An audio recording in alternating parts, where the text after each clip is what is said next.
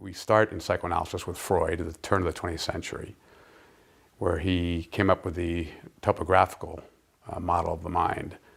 And he basically compared the mind to an iceberg, where this little tip is the conscious, and the whole hunk of ice, the mind, is unconscious and resides below the surface.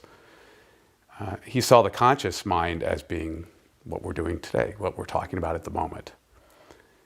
You know, people always use the term subconscious. Well, that's not a Freudian term. He used preconscious, such as if I asked you your birth date. Now you're thinking about it. You weren't 3 seconds ago. So that resides in the preconscious. That's memories and thoughts and feelings you can access at will.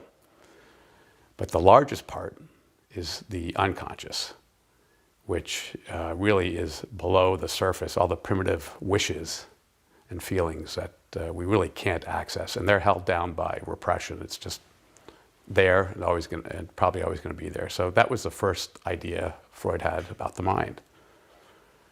Then about 1923, he came up with what we call the structural model of the mind.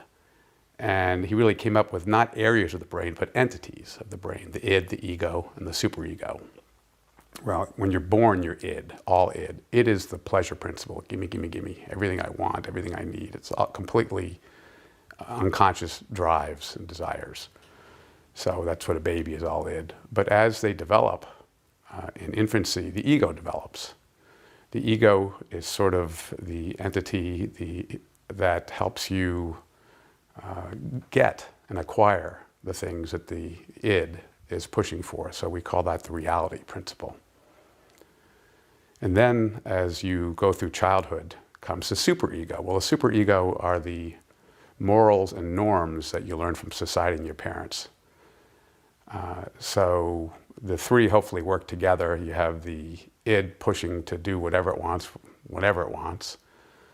The superego saying, no, no, no, no, you can't do that. Society's not going to allow it. And the ego sort of becoming who you are, sort of walking between the two. So it's really sort of a fascinating idea of what the mind is.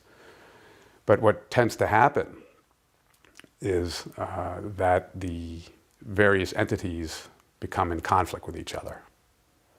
Well, that creates anxiety and tension. So how do you deal with it?